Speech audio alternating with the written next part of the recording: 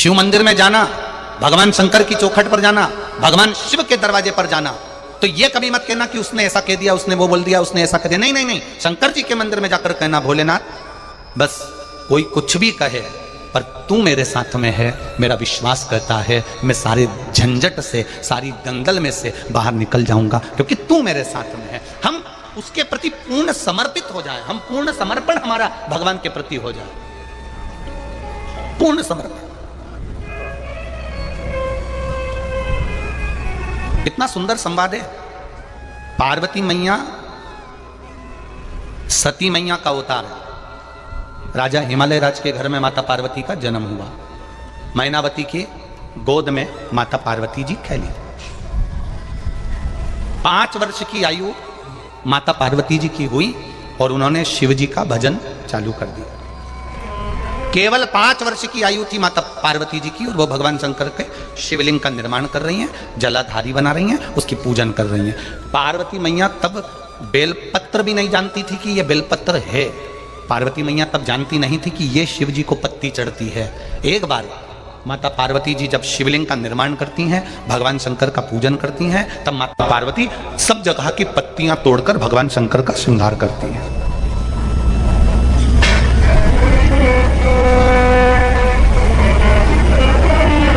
पार्वती मैया शंकर जी का श्रृंगार कर रही और उनकी माता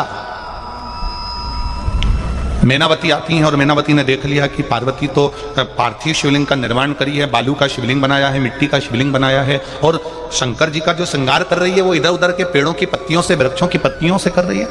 तो मैनावती उसके पास में गई और पार्वती मैया के पास में जाकर मैनावती बैठ गई। पार्वती मैया के पास में मैनावती जाकर बैठी और मैनावती ने जाकर बैठकर पार्वती जी को बहुत देर तक देखा, उसकी पूजन को देखा, बहुत देर तक देखा और उनकी पूजन को देखा। पूजा देखने के बाद पार्वती मैया ने जब सारी पूजन कर ली तब मैनावती पार्वती जी को लेकर बाहर गई और बाहर जाकर मैनावती ने अपनी पार्वती को समझाना प्रारंभ करा। पार्वती तो ये पत्तियां जो चढ़ा रही है, ये पत्तियां शिव जी को नहीं चढ़ती।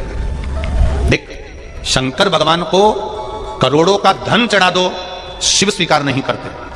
शंकर भगवान को करोड़ों की जायदाद चढ़ा दो, शिव स्वीकार नहीं करते। शिव को केवल एक बेलपत्र चढ़ा दो तो करोड़ों के धन से बड़ी धन संपदा एक बेलपत्र में होती है। तो पार्वती जी ने पूछा, मां वो बेलपत्र कैसी होती है? मां वो बेलपत्र है कैसी?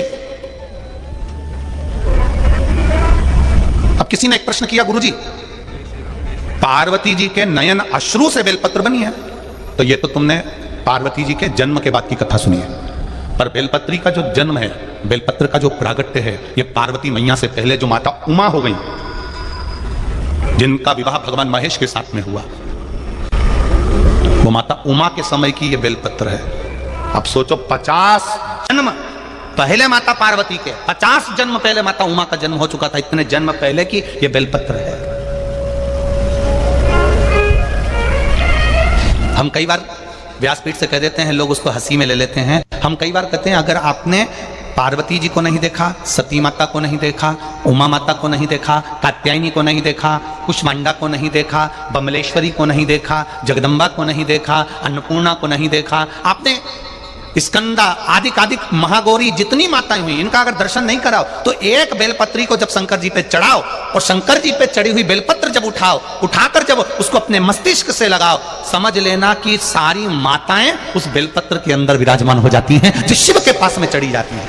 एक बेलपत्री में 64 योगनियां विराजमान है, एक बेलपत्री में 33 कोटि देवता विराजमान है, एक बेलपत्री में अष्ट भैरव विराजमान है, एक बेलपत्री में अष्ट विनायक विराजमान है, एक बेलपत्री में अष्ट लक्ष्मी विराजमान है, एक बेलपत्री में 33 कोटि देवताओं का आनंद विराजमान है। वो बेलपत्र कोई साधारण नहीं होता। पार्वती तो शिव जी को एक बेलपत्र चढ़ा। ये माता मैनावती अपनी पार्वती को कह रही है। कहां कह रही है?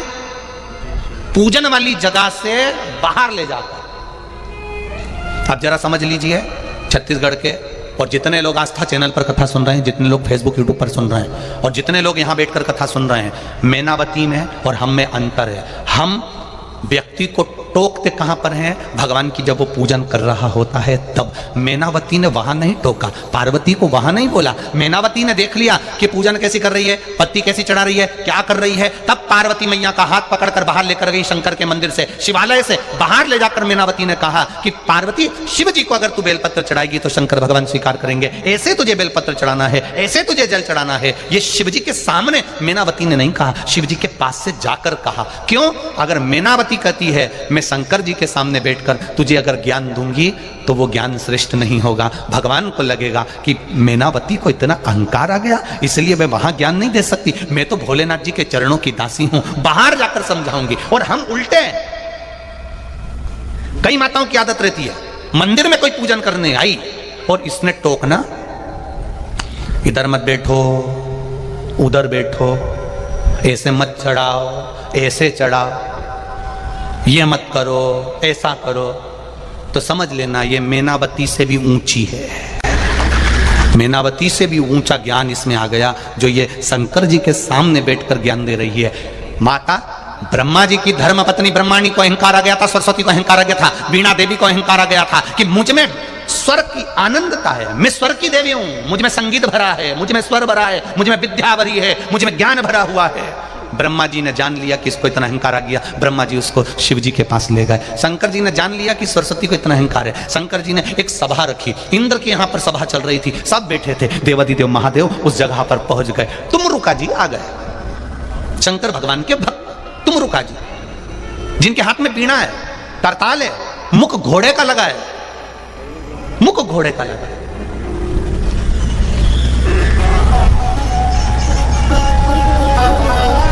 यदि आपको वीडियो के द्वारा दी गई जानकारी अच्छी लगी हो तो प्लीज़ वीडियो को लाइक करें और कमेंट में हर हर महादेव ज़रूर लिखें। यदि आप मेरे चैनल पे नए हैं तो चैनल को सब्सक्राइब करें और बेल आइकन पर ज़रूर क्लिक करें ताकि मेरी आने वाली सभी वीडियो की नोटिफिकेशन आप तक पहुंच सके। Thanks for watching. Radhe Radhe.